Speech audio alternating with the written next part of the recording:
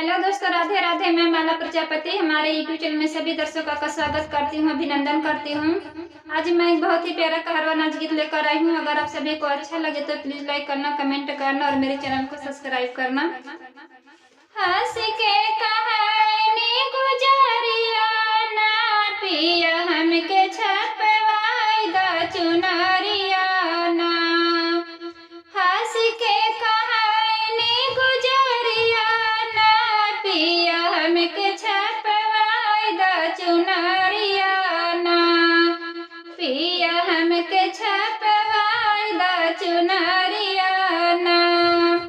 चुनरिया ना चुनरिया ना पिया हमके छपवाई द चुनरिया ना। हंस के कहानी गुजरिया ना पिया हमके छपवाई द चुनरिया ना। पिया हमके छपवाई द चुनरिया ना। एक ओरिया गंगा दूसरी ओरिया यमुना। एक ओरिया गंगा दूसरी ओरिया यमुना। बीचवा में गंगा नहरिया ना पिया हमके छपवाई द चुनरिया ना। बीचवा में गंगा लहरिया ना पिया हमके छपवाई द चुनरिया ना। हंस के कहानी गुजरिया ना पिया हमके छपवाई द चुनरिया ना। पिया हमके छपवाई द चुनरिया ना। एक ओरिया सूरज हो एक ओरिया चंदा। एक ओरिया सूरज हो एक ओरिया चंदा।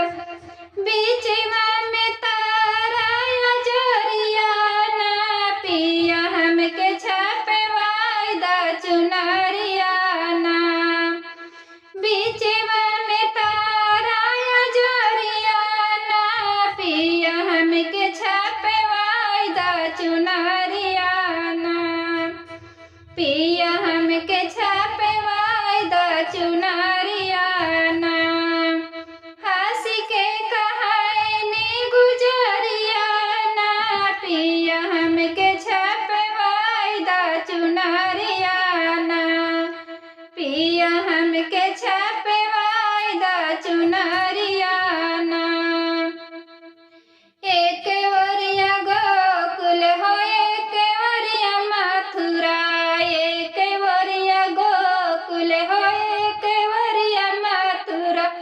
बीचवा में अयोध्या नगरिया ना पिया हमके छपवाई द चुनरिया ना। बीचवा में अवध नगरिया ना पिया हमके छपवाई द चुनरिया ना।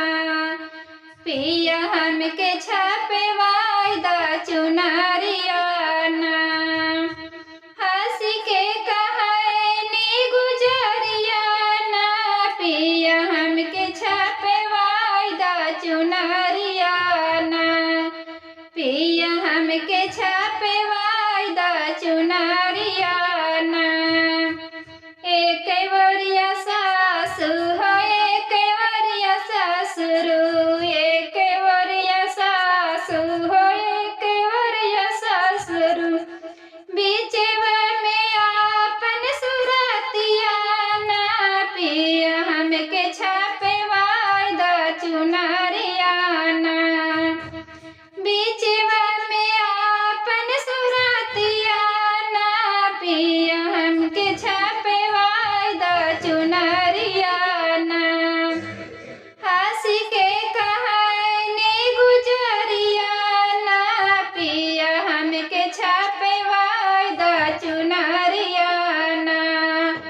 पिया हमके छपवाई द चुनरिया ना।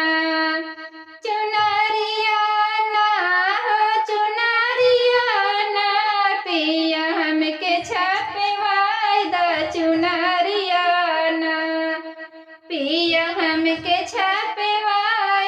चुनरिया